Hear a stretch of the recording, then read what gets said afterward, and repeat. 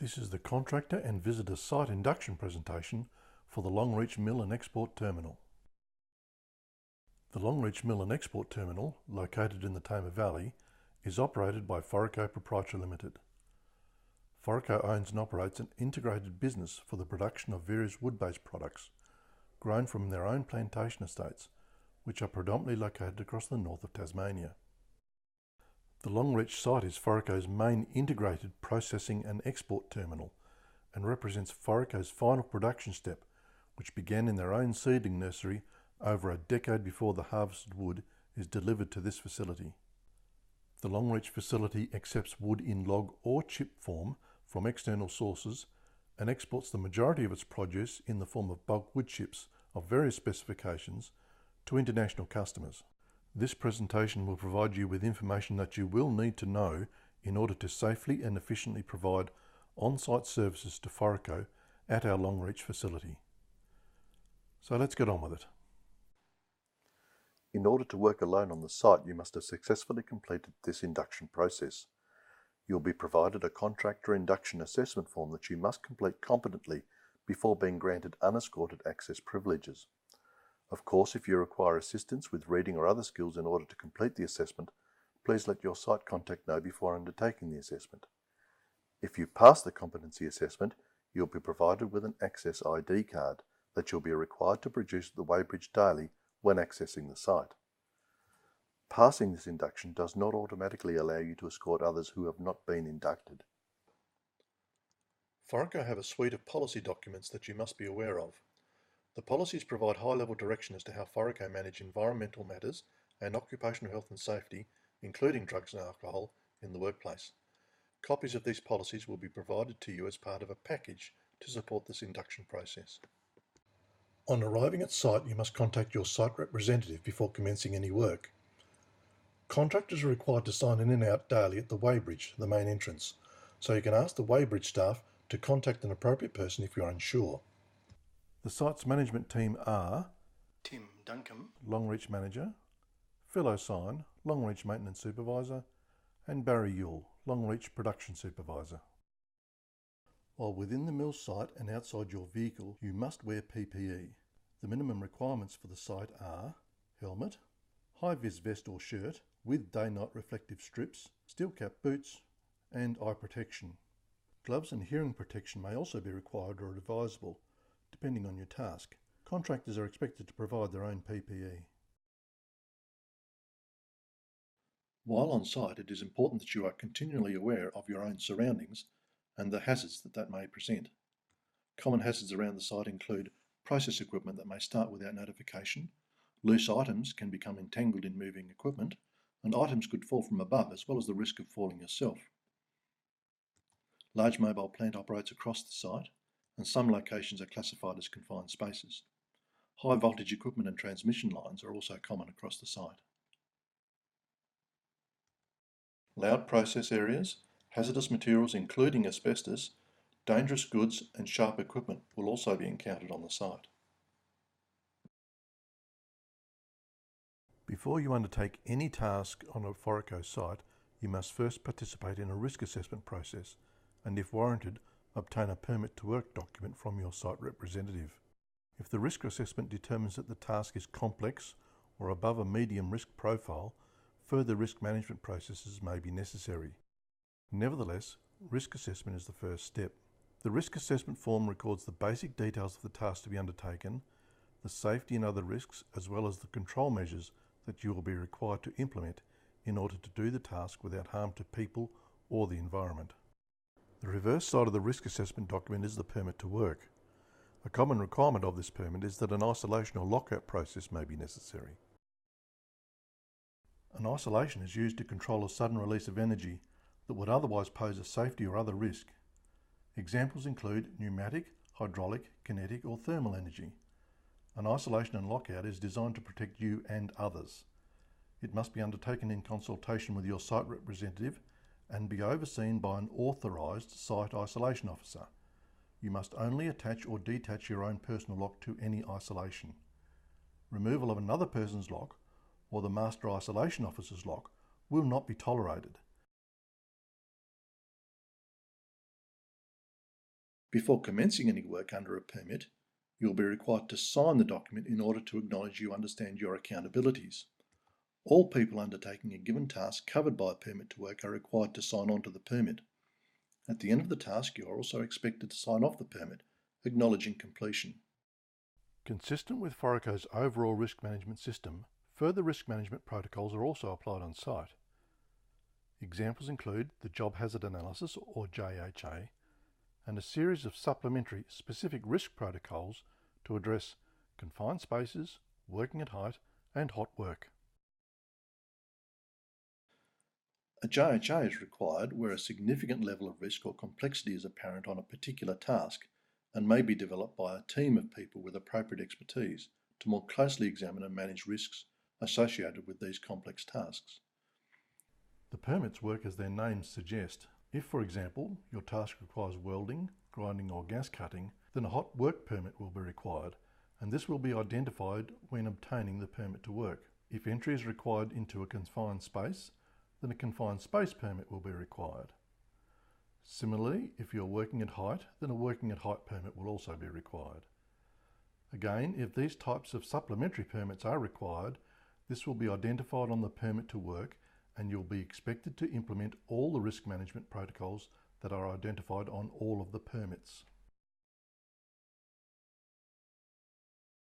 If you observe a hazard or are involved in an incident that has any safety, health or environmental implications while on a Foraco site, it is a mandatory requirement that you report the issue to your Foraco site representative.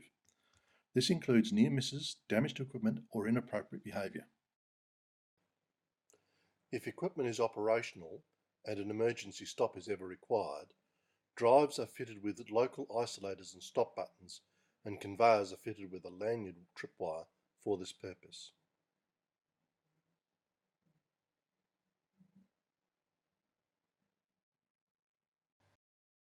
A summary of emergency procedures can be found posted in work areas around the site. You will also find an emergency plan map in your induction package, showing firefighting infrastructure and 2 emergency assembly areas.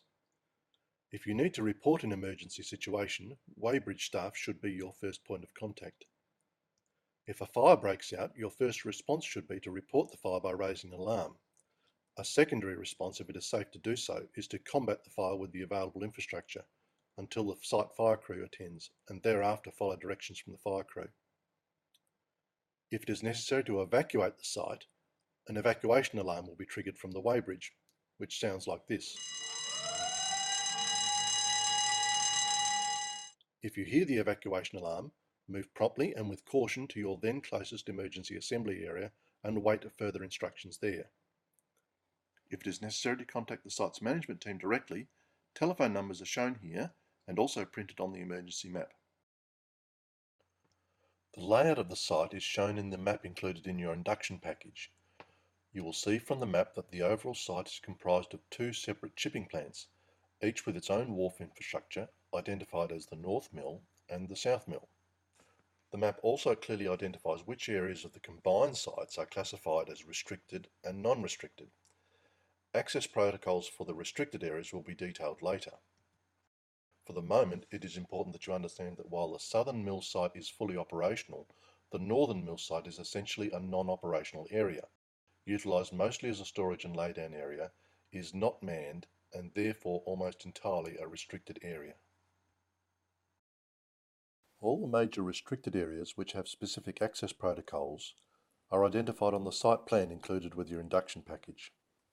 Chip stockpiles, elevated walkways and high voltage transformer rooms should only be accessed with specific approval via your site representative. Similarly, the wharf area also has access restrictions while a vessel is moored alongside. Registered confined spaces across the site are identified by signage. The log yard is also a restricted area. The de-twitching area, which is seamlessly connected to the log yard immediately inside the weighbridge area, is a restricted area too, but these adjacent areas have differing access protocols. A de-twitching station where log truck drivers remove the chains and twitches or straps that are used to secure their log load is located alongside the main administration block.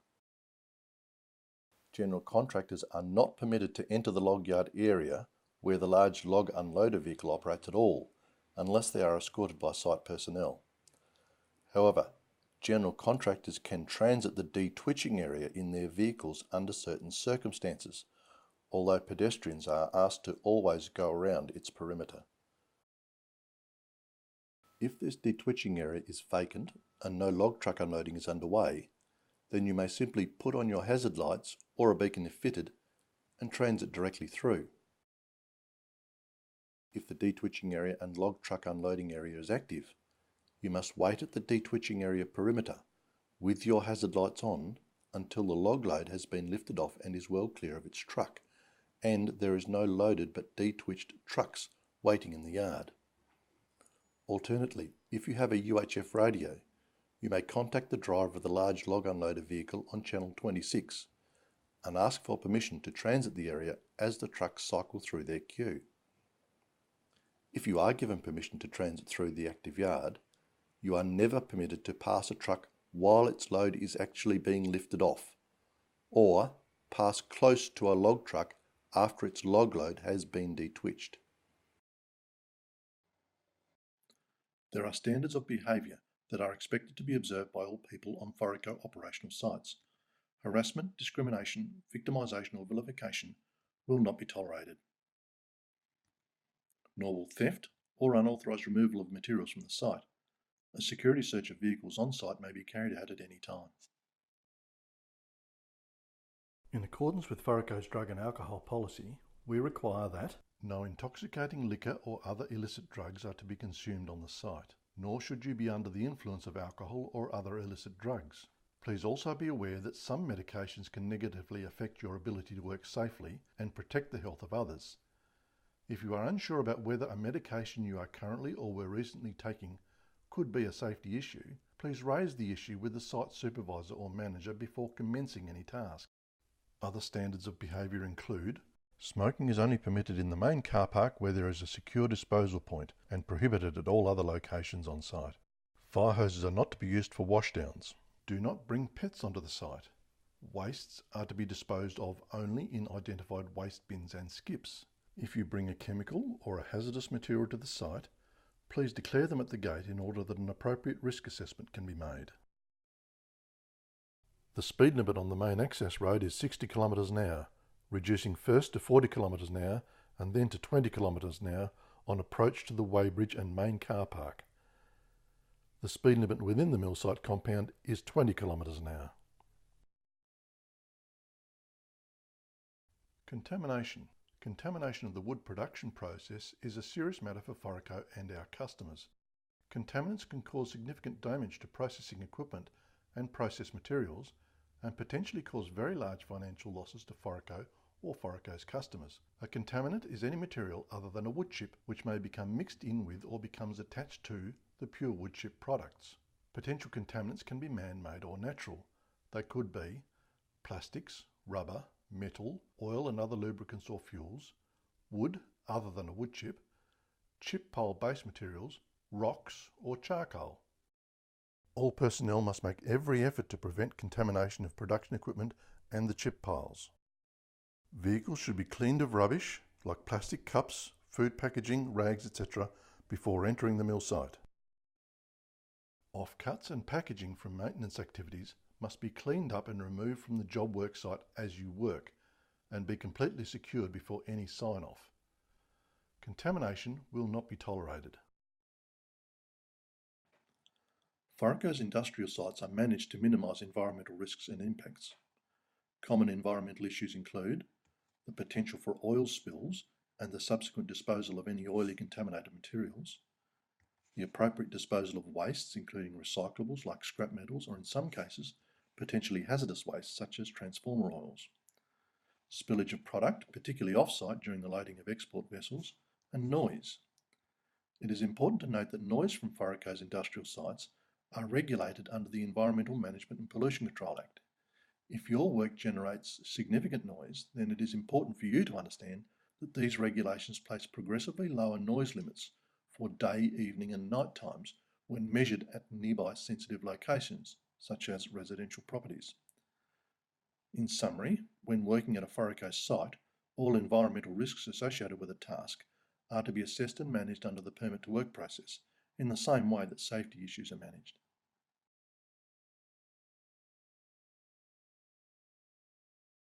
What is chain of custody?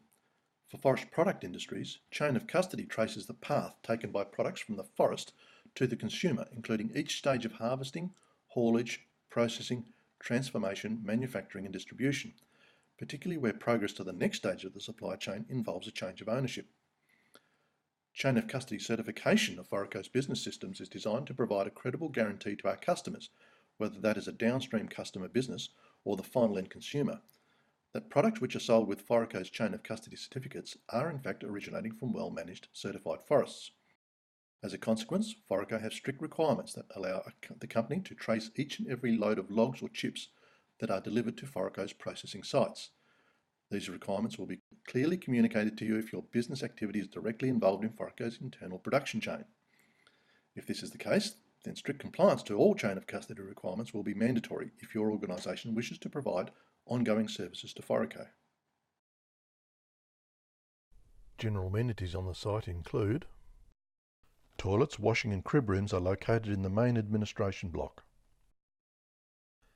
First aid, report to the weighbridge. All Foraco staff are trained in basic first aid if required.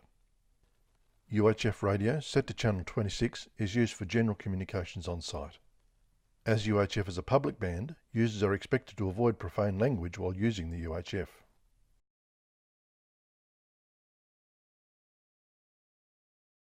The final topic for this presentation relates to traffic management on the access road. This area of the access road is the final approach to the weighbridge and gate office. Please be aware that log trucks entering the site will cross from their left to their right-hand side of the road in this section of the access road.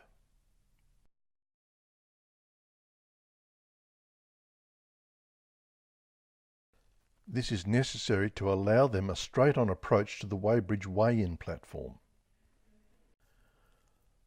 We ask all users of the access road to recognise that log truck drivers will need to undertake this manoeuvre and to provide them with the courtesy of a wide safety margin.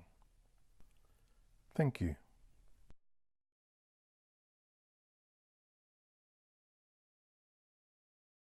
This completes the Foraco site induction presentation. Please complete and sign the induction assessment form and present it to your site representative. After the assessment form has been reviewed, you will be notified by Foraco whether you have been successful in being granted contractor access privileges to the site.